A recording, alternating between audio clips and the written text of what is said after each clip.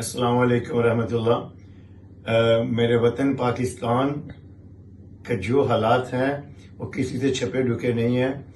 وہ معاشی حالات ہوں، معاشرتی حالات ہوں، جس طرح کے بھی حالات ہوں، بیرونی ہوں، اندرونی مسائل ہوں، وہ سب کے سامنے آیا ہیں۔ اور سب سے بڑی جو دکھ والی آج جو بات میں ریکارڈ کروانے لگا ہوں اپنے بھائیوں کے لیے، اپنے پاکستانیوں کے لیے، وہ یہ کہ میں جرمنی میں ایک چھوٹی سی بڑی میجر سیاسی پارٹی کا ممبر بھی ہوں جس کا نام CDU ہے۔ تو میرے کافی میٹنگیں ہوتی رہتی ہیں، بزنس میٹنگ اور سماجی اور سوشل میٹنگ ان جرمن لوگوں کے ساتھ، جرمن کمیونٹی کے ساتھ۔ تو وہ ایشو کوئی نہ کوئی انہوں نے میرے لیے آگے رکھا ہوتا ہے پاکستان کے مسائل میں۔ تو میں ہمیشہ پاکستان کی ایک اچھی تصویر پیش کرتا ہوں، ان کو بتاتا ہوں کہ دیکھو میں پاکستان میں انویسٹمنٹ کروں گا، کر رہا ہوں، آپ بھی کریں۔ اور پاکستان کی طرف میرا ہمیشہ دل اور دماغ اور سوچ اور دعا میرا پاکستان اور پاکستانیوں کے ساتھ ہوتی ہے۔ یہ پچھلے کچھ 2 ویکس سے جو اتنا بگ ایشو نہیں ہے، یہ بگ پرابلم ہے میرے ملک کے لیے، جو سیالکوٹ کا سامنا ہوا، جو ایک غیر ملکی کے ساتھ ہم نے پاکستانیوں نے مسلمانوں نے جو سلوک کیا وہ بہت دکھ بھرا نہیں ہے۔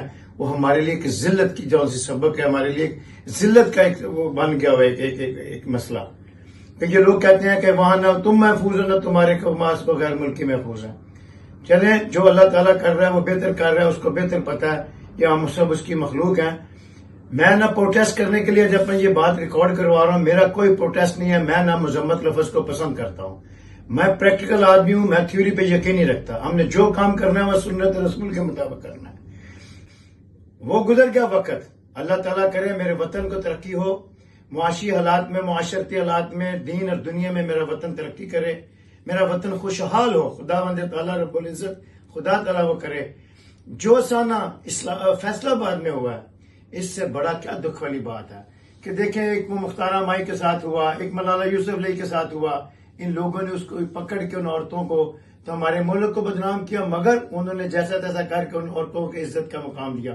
رسول اللہ سے بڑھ کر کوئی عورت کو عزت نہیں دے سکتا، کوئی پردہ نہیں دے سکتا۔ اللہ تعالیٰ نے فرمایا قرآن پاک میں بھی، اور رسول اللہ کی سنت ہے کہ مسلمان اور کافر کی جب شناخت ہوئی تھی مکے میں، وہ ایک باپردہ اور بے پردہ عورت کی صورت ہے۔ تو باپردہ مسلمان عورت کی شان ہے، یہ اس کا زیور ہے، پردے میں رہنا۔ تو ہم نے کیا کیا؟ ہم نے یہ اس سے بڑی کیا رسول اللہ صلی اللہ علیہ وسلم کی شان میں گستاخی ہے کہ ہم سنت رسول کو، حدیث مبارک کو چھوڑ کے، اللہ کے فرمان کو چھوڑ کے ہم نے بے لباس کیا اپنی پاکستانی بہنوں بیٹیوں کو۔ وہ چور تھیں، وہ طوائفہ تھیں، وہ جو کچھ بھی تھیں، وہ اللہ اور اللہ تعالیٰ کے عدالت میں ان کا فیصلہ ہے، اللہ تعالیٰ کی وہ مجرم ہوگی۔ ہمیں یہ چاہیے تھا کہ کم از کم تھوڑی شرم ہم کرتے۔ ہم کچھ نہیں کرتے، لا قانونیت ہے میرے ملک میں، بے شک ہے، مگر قانون اور عدالتیں لگانے کا سڑکوں کے اوپر ہمارا کوئی حق نہیں۔ خان صاحب نے بہت اچھا کام کیا کہ پاکستانیوں کو اور حوصلہ افزائی کے لیے انہیں ملک عدنان صاحب جیسے ایک بندے کو تمغہ شجاعت کا اعلان کر دیا، بہت اچھا کیا۔ تو میں یہ بڑا خوش تھا کہ انشاءاللہ جب بھی کوئی ایسا بگ مسئلہ ہوگا پاکستان میں تو لوگ اس پہ کودیں گے، لوگ مدد کریں گے دوسرے مظلوموں کی۔ اور بھائی صاحب، یہ کدھر سے تم لوگ سارے، یہ جو تمغہ شجاعت کی آواز تمہارے کانوں میں تھی، کو کم از کم کو تمغہ شجاعت نہیں، تمغہ حیا کے لیے کچھ کر جاتے، تمغہ حیا کے لیے کچھ کر جاتے۔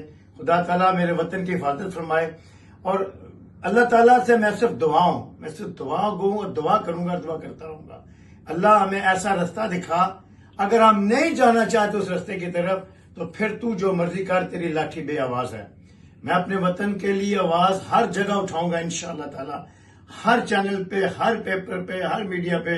اور آج تو سوشل میڈیا کا وقت ہے، آج تو ہماری آواز اور ہمارے مسئلے ایک سیکنڈ میں پھیلتے ہیں دنیا میں۔